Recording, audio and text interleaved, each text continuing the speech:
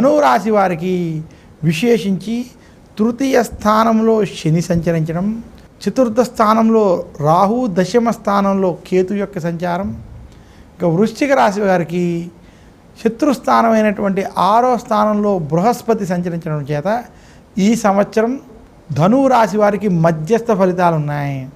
ధనురాశి వారికి శ్రీ క్రోధినామ సంవత్సరంలో విశేషించి తృతీయ స్థానంలో శని, చతుర్థ స్థానంలో రాహు, 6వ స్థానంలో గురుని యొక్క ప్రభావం చేత ధనురాశి వారికి వృత్తి, ఉద్యోగ, వ్యాపార పరంగా కొంత సమస్యలు ఏర్పడేటువంటి స్థితి ఉన్నది.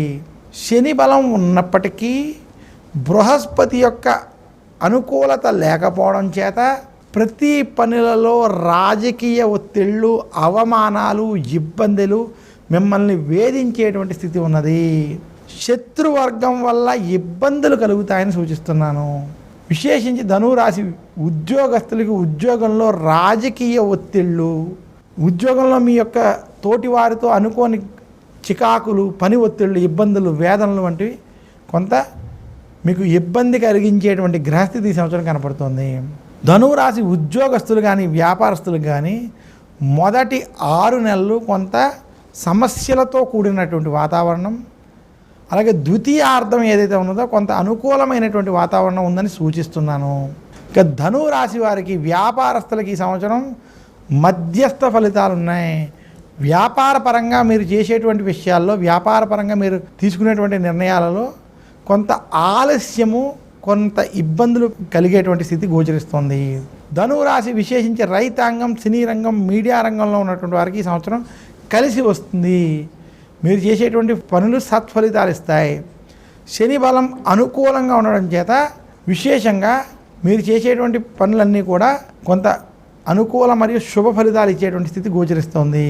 ధనురాశి స్త్రీలకి కొంత కుటుంబ సమస్యలు ఇబ్బంది పెట్టేటువంటి స్థితి ఉన్నప్పటికీ శని, రాహు, కేతువుల అనుకూల ప్రభావం, ఇతర గ్రహాల అనుకూల ప్రభావం వల్ల ఆ యొక్క సమస్యలను అధిగమించి ముందుకు వెళ్ళి విజయాన్ని పొందేటువంటి స్థితి గోచరిస్తోంది. ధనురాశి విద్యార్థులకు ఈ సంవత్సరం కలిసి వచ్చేటువంటి సంవత్సరం సూచిస్తున్నాను.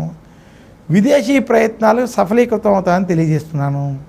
ధనురాశి వారు మరింత శుభ ఫలితాలు శ్రీ క్రోధినామ సంవత్సరంలో పొందాలి అనుకుంటే విశేషంగా గురు దక్షిణామూర్తి స్తోత్రాన్ని పఠించాలి. గురువారం రోజు దత్తాత్రేయుని పూజించడం మంచిది. అలాగే ముత్తైదువులకి బట్టలని, తాంబూలాన్ని సమర్పించడం, శనగల్ని వారికి దానం ఇవ్వడం వంటివి చేయడం వల్ల మరింత శుభ ఫలితాలు పొందుతారని, గురువారం రోజు ముత్తైదులకి పసుపు వంటి కాళ్ళకి రాసి వారికి సుగంధ ద్రవ్యాలతో అలంకరణ చేసి తాంబూలాన్ని, శనగల్ని సమర్పించాలని మాత్రం తెలియజేస్తుంది.